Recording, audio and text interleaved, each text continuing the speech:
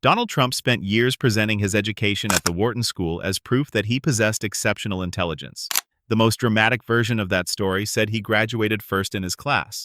But when Stephen Colbert examined the public record, the document did not reveal a hidden numerical rank. It revealed something more precise. Trump graduated, but his name was absent from the academic honors listed for Wharton's class of 1968. What you learned at the Wharton School of Finance. I mean, that would be the ultimate thing. Now, whether or not that works, but I did suggest that I'm highly educated. I went to the Wharton School of Finance. I went to the Wharton School of Finance. Cohen told Congress that Trump ordered him to threaten his high school to never release his grades. What could he possibly be hiding? We all assume he failed everything. Did they invent an easy class for him or something? Okay, Donald, welcome back to our special science course, Rock or Not a Rock. Details about how far Trump went to make sure his academic record stayed hidden at his high school, the New York Military Academy. Yes, military. Evidently, when Trump was a teenager, his bones hadn't spurred yet. He was a late spurrer. Said to me, would you like to take a cognitive test? I said, is it hard? They said, yes. I said, well, I'm a very smart person. No, that's other people that do that. I don't. I'm very consistent. I'm a very stable genius. On Saturday, Trump slapped back the notion that he's incompetent, tweeting, actually, throughout my life, my two greatest assets have been mental stability and being, like, really smart. Being, like, really smart is not the same thing as being really smart, sir.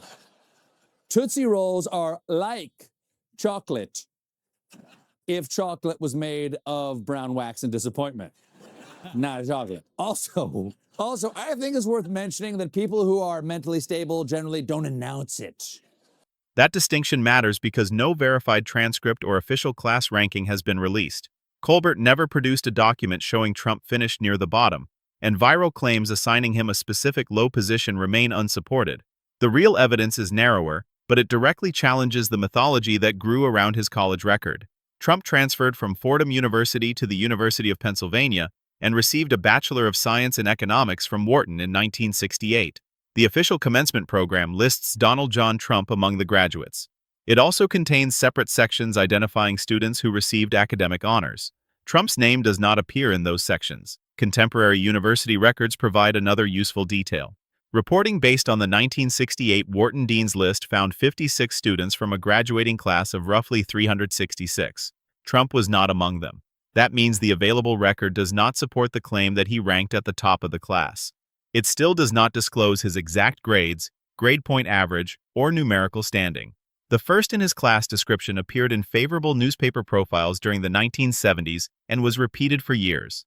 Trump frequently promoted Wharton as evidence that he was highly intelligent, allowing the larger academic legend to become part of his public identity. Yet the records necessary to confirm the strongest version were never made public. The issue returned in February 2019 when Michael Cohen testified before the House Oversight Committee. Cohen said Trump had directed him to warn his former schools and the College Board not to release grades or SAT scores.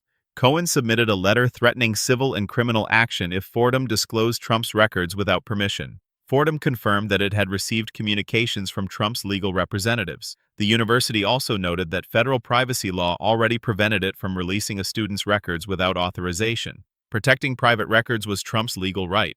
The contradiction came from his earlier treatment of Barack Obama. In 2011, Trump publicly called Obama a terrible student and demanded that he release his academic records. He treated Obama's refusal as suspicious while later using legal warnings to ensure his own information remained protected. Colbert focused on that double standard rather than pretending the concealed grades were known. This is where the title's dramatic claim needs correction. Colbert did not read Trump's real rank to an audience because no authenticated numerical rank is publicly available. What he could show was the commencement record, the absence of honors, Cohen's testimony, and the warning letter. Together, those facts weakened the top-of-the-class story without proving that Trump performed poorly. Academic honors are not a complete measure of intelligence, leadership, or presidential ability. A person can succeed without graduating with distinction, and an unreleased transcript cannot prove either brilliance or failure. The legitimate question is credibility. Why promote an unsupported academic legend while demanding transparency from opponents? The audience response came from the contrast, not from a secret score. Trump had built certainty around a claim the archive could not publicly confirm.